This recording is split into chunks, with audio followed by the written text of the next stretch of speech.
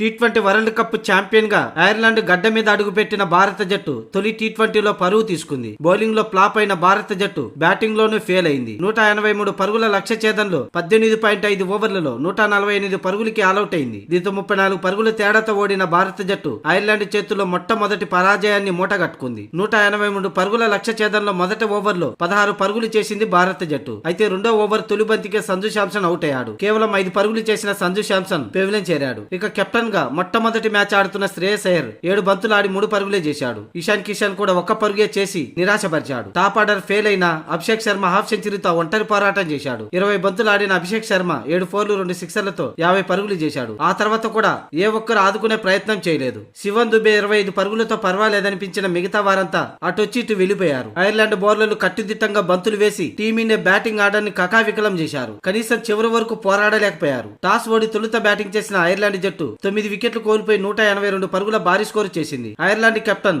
లోర్కన్ టక్కర్ 36 బంతుల్లో 50 పరుగులు చేయగా మన ఇండియన్ కెప్టెన్ శ్రేయస్ అయ్యర్ కేవలం 3 పరుగులే చేసి నిరాశపరిచాడు. మొత్తంగా అటు బౌలింగ్ బ్యాటింగ్ తో రాణించిన ఐర్లాండ్ 34 పరుగుల తేడాతో విజయం సాధించింది. అంతేకాదు ఇప్పటి వరకు ఐర్లాండ్ పై ఓటమి అనేదే లేని టీమిండియాను ఓడించేశారు. ఇక కెప్టెన్ గా తన తొలి ఓటమిపై శ్రేయస్ అయ్యర్ స్పందించాడు. ఇది పిచ్చికి తగ్గ టార్గెట్ కాదు, పక్క ప్రణాళికలతో బౌలింగ్ చేయకపోవడం తమ పతనాన్ని శాసించిందని. ఈ పిచ్చిపై 140 కంటే ఎక్కువ పరుగులు ఛేదించలేం. బ్యాటింగ్ కంటే బౌలింగ్ వైఫల్యమే తమ ఓటమికి ప్రధాన కారణమని శ్రేయస్ అయ్యర్ అన్నాడు. పవర్ ప్లేలో మంచి బౌలింగ్ చేశారు, కానీ అలాగే 2 వికెట్లు తీసిన మిడిల్ ఓవర్లలో మా ప్రణాళికలను సరిగ్గా అమలు చేయలేకపోయాం. గ్రౌండ్ బౌండరీలు చిన్నగా ఉన్నప్పటికీ స్ట్రైట్ షాట్లు ఆడేలా బంతులు వేశాం. అక్కడే ఐర్లాండ్ బ్యాటర్లు ఈజీగా పరుగులు రాబట్టారని శ్రేయస్ అయ్యర్ అన్నాడు. మొత్తంగా మాకు లభించిన ఆరంభాన్ని బట్టి చూస్తే ఐర్లాండ్ ను 140 పరుగులకు కట్టడి చేసి ఉంటే చేయడానికి వీలుండేది. మొత్తానికి ఫలితం ఎలా ఉన్నప్పటికీ రెండో మ్యాచ్ ఖచ్చితంగా గెలుస్తాం. ఎందుకంటే పిచ్చి ఎలా ఉందనే దానిపై ఓ స్పష్టమైన అవగాహన వచ్చింది. దీంతో కెప్టెన్ గా నాకైతే ఇది ఒక మంచి అనుభవం అని శ్రేయస్ అయ్యర్ అన్నాడు. ఇక సుదీర్ఘ విరామం తర్వాత ఆడడం వల్ల కూడా మా జట్టు కాస్త తడబడింది. ఈ మ్యాచ్ ఫలితాన్ని వీలైనంత త్వరగా మర్చిపోయి రెండో మ్యాచ్ గెలుపు కోసం సరికొత్త ఉత్సాహంతో బరిలోకి దిగుతామని శ్రేయస్ అయ్యర్ అన్నాడు. అలాగే ఈ మ్యాచ్ లో వైభవ్ ను ఎందుకు తీసుకోలేదనే విషయంపై